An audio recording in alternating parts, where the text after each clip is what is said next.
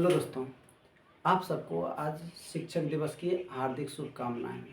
दोस्तों, आज जो है इस वीडियो के माध्यम से हम पढ़ेंगे जे प्रक्रम और पोषण पोषण के ऑब्जेक्टिव के माध्यम। देखिए दोस्तों, इसमें जो है ना इस चैप्टर से हम क्या किए हैं, ऑब्जेक्टिव ढूंढ ढूंढ के निकाले हैं। अच्छा, बहुत इम्पोर्टेंट दोस्तों, अगर आप मेरे चैनल पर नया है तो लाइक कीजिए, सब्सक्राइब कीजिए और अपने दोस्तों को शेयर कीजिए। दोस्तों, बेल आइकन को दबाना मत भूलिएगा, जिससे कि मैं कोई भी वीडियो अपलोड करूंगा सबसे पहले आपके पास नोटिफिकेशन चला जाए। दोस्तों, मैं समय ज़्यादा बर्बाद नहीं करूंगा। देखिए तो क्या है, तो कहता है कि प्रकाश संश्लेषण द्वारा पौधे अपना भोजन बनाते हैं। दोस्तों, अगर पूछ दे कि प्रकाश संश्लेषण द्वारा पौधे क्या निर्माण करते हैं, तो प्रकाश संश्लेषण द्वारा पौधे अपना भोजन बनाते हैं। दूसरा कह रहा है कि प्रकाश संश्लेषण द्वारा पौधे वायुमंडल से प्राप्त करते हैं। तो पौधा जो है प्रकाश संश्लेषण के माध्यम से CO2 मतलब कार्बन डाइऑक्साइड वो कहाँ से प्राप्त करते हैं, वायुमंडल से। वायुमंडल में जो कार्बन डाइऑक्साइड है वो क्या करते हैं, पौधे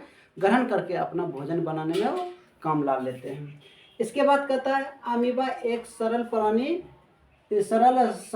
प्राणी संपोषी जंतु है। अमीबा एक कैसा है, एक कोशिकीय जंतु है और सरल, और एक सरल कोशिकीय है। अमीबा एक सरल प्राणी संपोषी जंतु है। अमीबा एक कोशिकीय जीव है। दोस्तों, अमीबा एक क्या है, एक कोशिकीय जीव, जिसका उसका शरीर जो है केवल एक ही कोशिका का बना होता है, इसलिए उसको क्या कहा गया, एक कोशिकीय जीव। दोस्तों, इसके बाद कहता है अमीबा का कोई आकार निश्चित नहीं होता है, अर्थात अनिश्चित होता है। दोस्तों, अमीबा का जो है कोई आकार निश्चित नहीं होता है। क्या होता है, उसका जो है ना कोई निश्चित नहीं होता, जिधर पड़ते इधर वो चले जाते हैं, जिधर उसको भोजन मिलता है उधर। जैसे मान के चलते हैं ये अमीबा है, ये क्या है, अमीबा। अगर इसका भोजन यहाँ है तो ये इधर ही क्या करने लगेंगे, बढ़ने लगेंगे। ये इसको बढ़ना शुरू कर दिया, ये बढ़ते बढ़ते जाएंगे इस तरह, इसका भोजन जहाँ आएगा। इसलिए कहा गया कि अमीबा का कोई आकार निश्चित, चाहे वो जिधर भी भोजन मिलेगा वो उधर ही क्या करेगा, बढ़ना शुरू कर देगा। कौन, अमीबा। इसलिए अमीबा का कोई आकार निश्चित नहीं होता, उसका आकार क्या होता है, अनिश्चित। अमीबा हमेशा अपना आकार बदलते रहता है।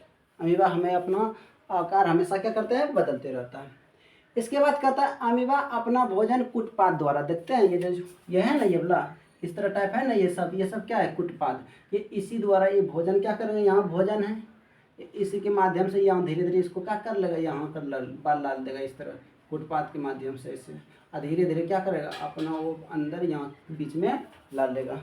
कौन, अमीबा। इसलिए अमीबा अपना भोजन कुटपाद द्वारा ग्रहण करते हैं।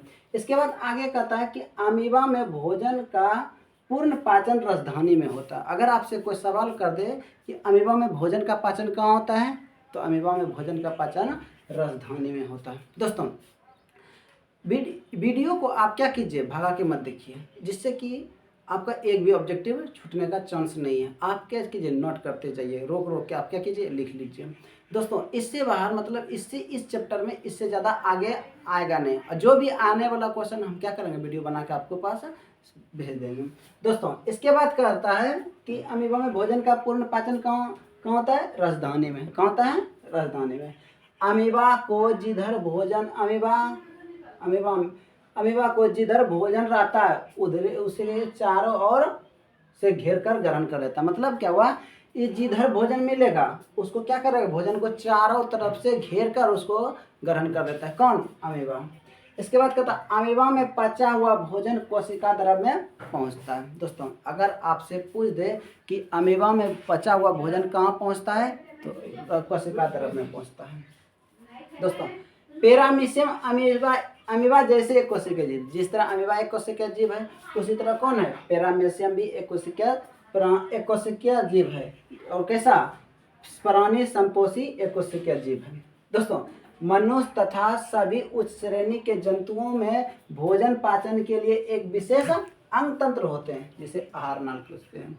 तो वो पूछ दे कि आपको कि आहार नाल किसे कहते हैं, मनुष्य जैसे उच्च श्रेणियों में, मनुष्य जैसे तथा मनुष्य तथा सभी उच्च श्रेणी के जंतुओं में भोजन पाचन के लिए क्या होते हैं, एक विशेष अंग होते हैं, जिसे क्या कहते हैं, आहार नाल, जिसे क्या कहते हैं आहार नाल। आहार नाल की लंबाई 10 से 8 मीटर या 8 से 10 मीटर की होती है। मनुष्य में जो है कोई भी उच्च श्रेणी या मनुष्य में जो उसका आहार नाल होता है उसकी लंबाई कितनी होती है 8 से 10 मीटर। दोस्तों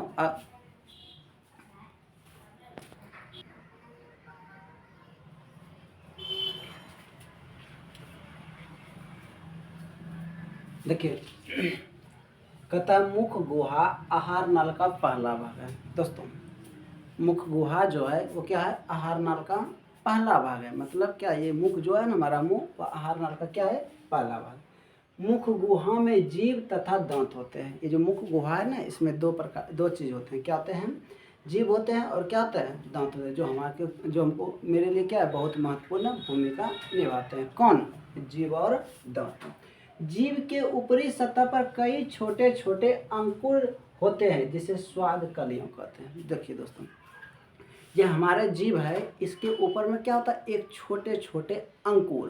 क्या होते हैं अंकुर। इसी से हम क्या करते हैं पता करते हैं कि ये खट्टा है मीठा है तीखा है, जो भी है खाने का स्वाद हम कैसे ग्रहण करते हैं किसके माध्यम से इस स्वाद कलियों के द्वारा। तो क्या कर रहा है दोस्तों कि जीभ के ऊपरी सतह पर कई छोटे छोटे अंकुर होते हैं जिसे क्या कहते हैं स्वाद कलियाँ होते हैं। देखिए मनुष्य में भोजन का पाचन मुख गुहा से होता है। शुरू मुख मनुष्य में भोजन का पाचन मुख गुहा से आरंभ होता है। आरंभ होता है। दोस्तों हम जो भोजन करते हैं ये पचना कहाँ से शुरू कर देता है मुख गुहा से। जैसे मुंह में भोजन लिया उसको चबाएं यहाँ से हमारा क्या हुआ भोजन पचना आरंभ हो गया। इसलिए कहा गया कि मनुष्य में भोजन का पाचन मुख गुहा से आरंभ होता है मतलब शुरू होते हैं। दोस्तों अगला कर रहा है मनुष्य के शरीर में सबसे कठोर पदार्थ दांत होता है। क्या होता है दांत। दोस्तों मनुष्य के शरीर में सबसे जो कठोर हार्ड जो होता है वो क्या होता है दांत। दांत के सिवा से कोई कठोर पदार्थ है ही नहीं शरीर में। अगला देखिए क्या कर रहा है दांत के ऊपर एक पीले रंग की एक परत होती है। हमारा जो दांत है इसके ऊपर पर क्या होता है हल्का पीलेपन का एक परत होती है जो सुरक्षा करता है इनामेल कहलाती है। मतलब दोस्तों हमारे जो दांत है इसके ऊपर एक पतली परत होती है किस रंग की पीले रंग की, उसी को हम क्या कहते हैं इनामेल। क्या कहते हैं इनामेल। दोस्तों ये सब ऑब्जेक्टिव क्या किया है पूछा हुआ है इसलिए आप इस सबको क्या कीजिए ध्यान से देखिए। दोस्तों एग्जाम कम है, एग्जाम जो है समय कम है एग्जाम का, इसलिए आप क्या कीजिए ध्यान से देखिए आपका छूटेगा नहीं। दोस्तों आगे देखिए तो कहते हैं एक वयस्क मनुष्य को 32 दांत होते हैं। मतलब क्या है जो वयस्क है उसके शरीर मुंह में कितना दांत होते हैं 32 दांत होते हैं।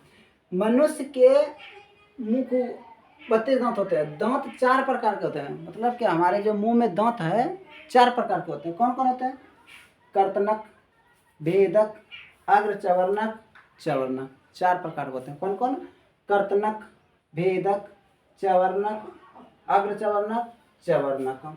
मनुष्य के मुख गुहा में 3 जोड़ी लार ग्रंथियां पाई जाती है। जो मनुष्य देखिए जो हम लोग भोजन करते हैं ना भोजन जो करते हैं उससे जो भोजन करने के बाद मुंह में जैसे लेते हैं तो उसमें क्या होता है लार से उसको मिला उला के क्या करता है अंदर ले जाते हैं। तो चबाने के बाद उसमें कितने जोड़ी लार ग्रंथियां पाई जाती हैं 3 जोड़ी। कौन कौन पेरोटिड लार ग्रंथि। दोस्तों ये सब पूछते हैं पेरोटिड लार ग्रंथि सब मैंडिबुलर लार ग्रंथि सब लिंगुअल लार ग्रंथि। ग्रसनी मुख गुहा का पिछला भाग है। यह 2 प्रकार के होते हैं। दोस्तों अगर आपसे पूछे कि मुख गुहा का पिछला भाग कौन है ग्रसनी है। कौन है ग्रसनी। ग्रसनी कितने प्रकार के होते हैं 2 प्रकार के होते हैं। कौन कौन निगल द्वार कंठ द्वार। ग्रसनी कितने प्रकार के होते हैं 2 प्रकार के। कौन कौन निगल द्वार कंठ द्वार। निगल द्वार ग्रास नली में खुलता है। निगल द्वार जो है वो कहाँ खुलता है ग्रास नली में, जबकि कंठ द्वार श्वास नली में खुलता है। निगल द्वार ग्रसनी में खुलता है जबकि कंठ द्वार कहाँ खुलता है श्वास नली में। दोस्तों आपको यह वीडियो कैसा लगे कमेंट में ज़रूर लिखिए। जय हिंद जय भारत। अब मिलेंगे नेक्स्ट वीडियो। Thank you.